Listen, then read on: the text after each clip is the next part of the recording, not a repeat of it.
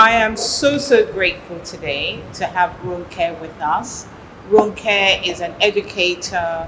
She is a challenger.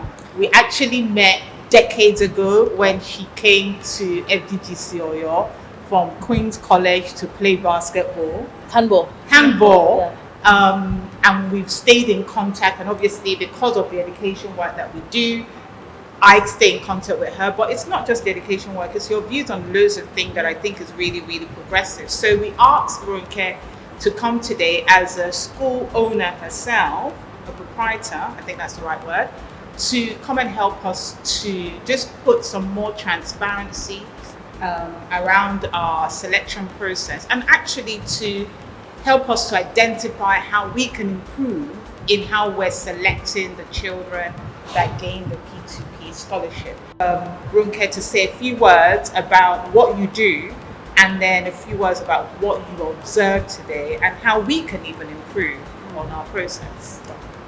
Okay, so well done, Titi and Fumi. You guys are just inspirational, and the consistency over the years has been just awesome. You're doing God's work. This is God's work. God's work is not what you do in church.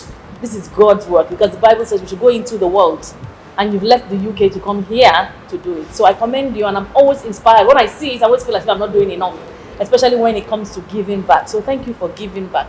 Thank you for not forgetting us. Thank you so much. So what do I do? I wear many hats.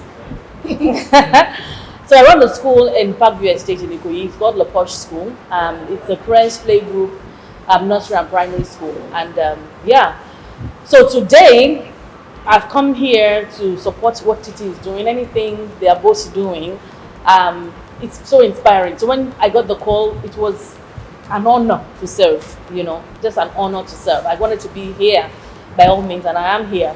And I see what they're doing. And the world needs this. Our children need this thing that you're doing.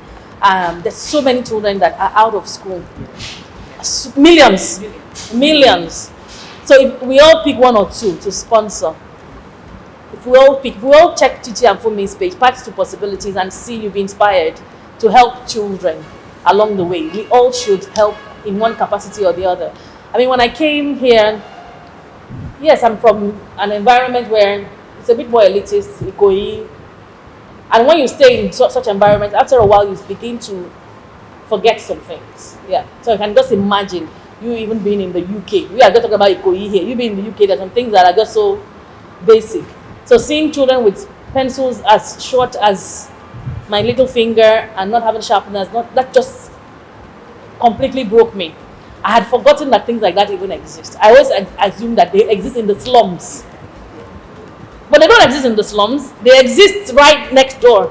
They are in Lekki. I think we are in Lekki now. Yeah. So they're everywhere. So you don't always think that when you're going to Makoko, which we've done in the past, that's where it's hard. It's tough everywhere. I was just reminded about some of my pupils that love using the battery-operated sharpeners. Oh, and they say, my handwriting is not nice because I didn't use the battery-operated. I'm like, I need to bring you people here. Come and smell the coffee. So thank you for doing what you're doing.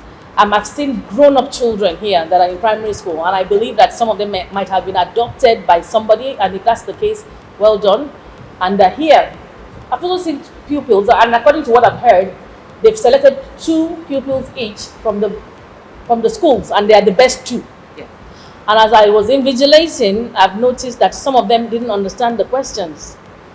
Some of them, where it's multiple choice and they've asked to pick one question. Say, for example, they will say write in words, and then they're supposed to pick it.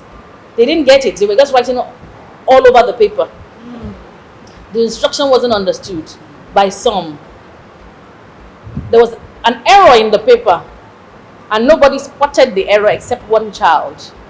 Only one child. And I was waiting to hear from others. I was curious to know if anybody would say, this question is incomplete. Nobody. So some were struggling with reading and interpreting some of the things that were there. And I'm thinking, if you're in year 6, you've passed through at least 6 teachers or 6 years of your life. Somebody has failed you, or more than one person, or 2, 3, 4 people have failed you along the way. And it's the responsibility of teachers and school management to ensure that the right people are in the classes. It's not always about money, because we are destroying lives when we do things like this. So I can go on and on, but this is really good. The children are happy children. They want to learn. They want to grow. They want it. And I think, I'm sorry to interrupt you, I think this is something that really, really upsets me when I hear some sections of the middle class Nigerians say that these children don't want to learn, that they just want to blow, they want to be the next whiz kid. They want to learn, they want to go to good schools, they are as ambitious as your children and my children, and they deserve the same opportunities. Now, some of the things that Ronke has picked up on, it is a failure of government. It is a failure of the Nigerian government that the primary school that is supposed to be free is so poorly resourced, so the infrastructures are so poor that even the basic, we had a child that couldn't even spell the international that was in the school's name. Not that any school in this area is international, but you already know how we love the grand names. But you know, it is just a deep failure. And you know, the problem is that you rightly said we have taken 2 children from 10 schools, the best 2 in 10. And I guarantee you that it's not that those children are not bright, but they have been failed. The teaching system is failing them, the education system is failing them. I can guarantee you that the children that are going to go on to school from here will not be in school at all. And that means that we continuously are failing the next generation.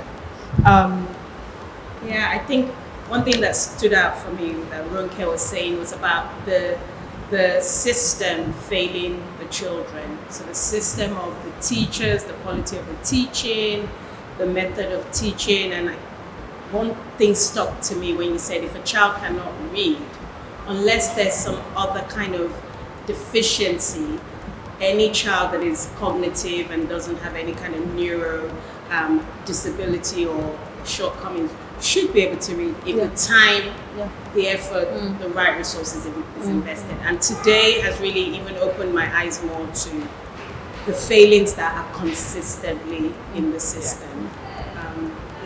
So what we're going to do now is Ronke is going to take all the exam papers away. They're going to be marked, and we're going to shortlist the 6 best students, and those 6 best students will sit the exam in the school that we want them to start in September, and then we'll whittle it down even more to 3. So we'll be, hopefully with your support, we'll be taking forward 3 students this year.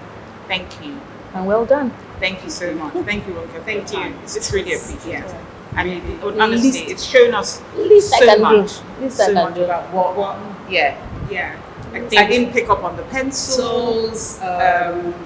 Just even the post-exam activity. The activities. I think that was really, and you could tell from the icebreakers that these children are not even used to icebreakers. No, they're not. They think, what are you doing? They look at me like, but then when you did it the second time, they were all they were looking forward to it. Yeah, exactly. And this is important because that's also teacher training. Yes. You can't just teach back to back. English, maths, next one, just bring it on. You need to give them the breaks. What you just said, you're right. So usually, I'll be very honest with you, usually we'll do the exam, we'll do the maths paper, we'll collect it, and then they'll go straight into the English paper. But today, Ronke was here, we did the maths paper, then she said, let's give them a 15 minutes break. We gave them a 15 minutes break. They had a drink, they had a snack, and then they did some stretching exercises with her before we moved on. I mean, we don't come from a traditional educated background. So those little extras